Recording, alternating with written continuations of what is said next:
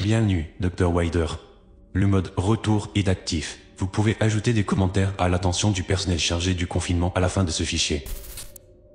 Objet, SCP-7566. Classe, Cerninos.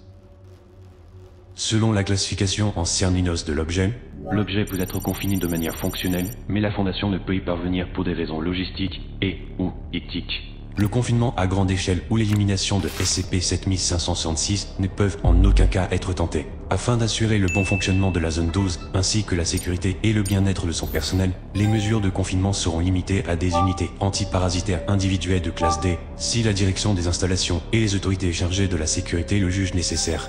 Une politique de vigilance et de diligence doit être suivie lors de la traversée des secteurs peu peuplés ou en construction de la zone 12. Le personnel doit être découragé de s'aventurer dans les installations désaffectées, car elles sont utilisées de manière disproportionnée comme habitat par SCP-7566. Toute incursion de ce type doit être entreprise avec une équipe de sécurité désignée, formée à la détection et à l'élimination des SCP-7566. SCP-7566 est d'une population de céphalopodes mégaphoniques à la peau pâle et irisée, qui habitent divers éléments de l'infrastructure interne de la zone 12. Une opération de recherche classifiée menée en mai 1976 dans plusieurs cavernes près de la baie de Chesapeake, en Virginie, a permis de récupérer divers spécimens de SCP-7566 ainsi que le corps du célèbre cryptozoologue. Il était connu pour avoir opéré sous le pseudonyme de le Snallygaster du Maryland, dans la communauté des cryptozoologues dévoilés, qui a été porté disparu plusieurs semaines auparavant. L'autopsie a déterminé que la cause de sa mort était due à une déshydratation terminale.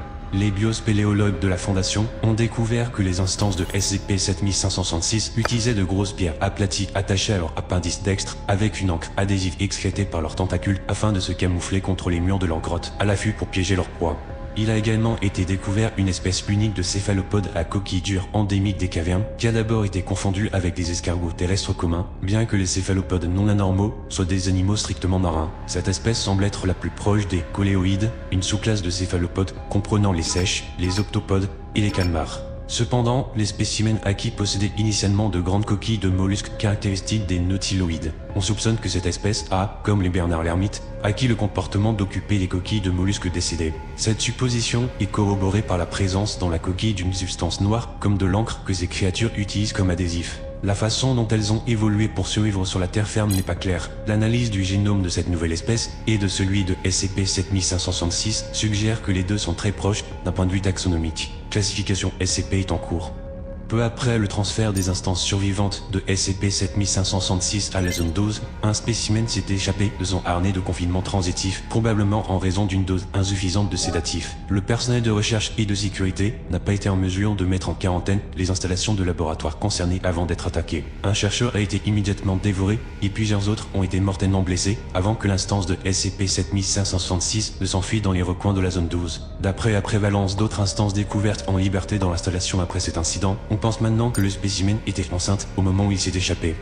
Les roches nécessaires à la fabrication des coquilles de SCP-7566 sont manifestement absentes de la zone 12, ce qui rend les créatures semblables à des calmars vulnérables à la prédation et aux effets de l'environnement. De plus, ils sont presque aveugles, nous montrant qu'une faible acuité visuelle à la lumière en raison de leur habitat naturel caverneux. Ils perçoivent principalement leur environnement par le biais des vibrations. Les SCP-7566 ont donc adapté leur capacité adhésive pour se camoufler en utilisant du matériel structurel modulaire dans l'installation, en se concentrant presque exclusivement sur les portes à charnières. Les SCP-7566 sont généralement attirés par les zones condamnées, désaffectées ou peu fréquentées de la zone 12, où chaque individu enlève une porte de ses gonds, attache les membres antérieurs et du haut de son corps à la surface de la porte, puis entre de l'autre côté de la porte ouverte et réinsère soigneusement la porte dans son cadre. On creuse un pan de mur à l'aide d'outils de fortune en ferraille dure et occupe l'espace de la même manière. La théorie veut que l'adhésif sécrété par les tentacules d'un spécimen se synthétise dans l'acide gastrique de ce dernier lorsqu'il consomme des débris. Bien que non confirmée, cette hypothèse expliquerait à la fois la source encore indéterminée de l'encre adhésive et la disparition mystérieuse des matériaux d'excavation. Ces porte-coquilles sont particulièrement difficiles à détecter dans les zones sombres. Les spécimens juvéniles de SCP-7566 se camouflent souvent derrière des portes menant à des pièces inutilisées et ou à des couloirs de maintenance.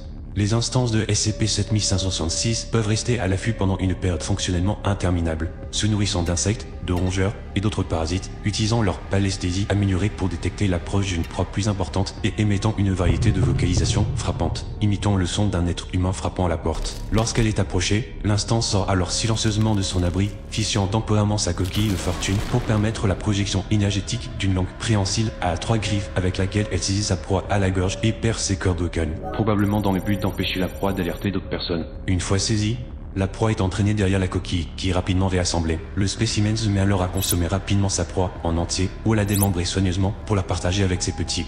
Lorsqu'elle expire pour des raisons naturelles, les instances SCP-7566 peuvent devenir fonctionnellement indiscernables de la superstructure qu'elles ont remplacée.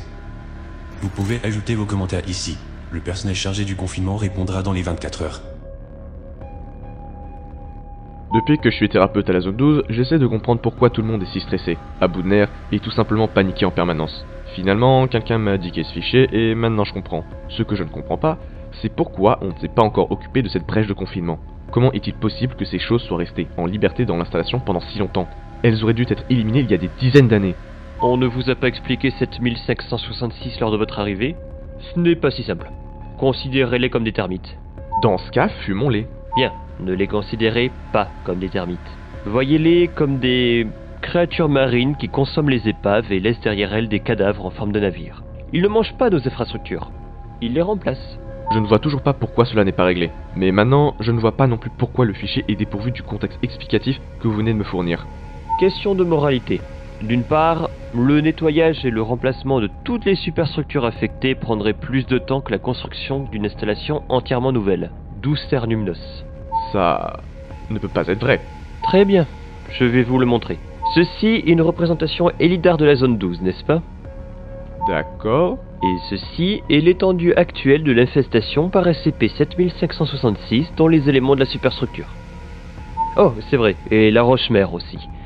Je devrais ajouter quelque chose à ce sujet dans le fichier. Pardon? Nous devons évacuer l'entièreté de l'installation. Non, nous ne devons pas. Nous avons du travail à faire, et ce travail demande beaucoup de patience et d'attention aux détails.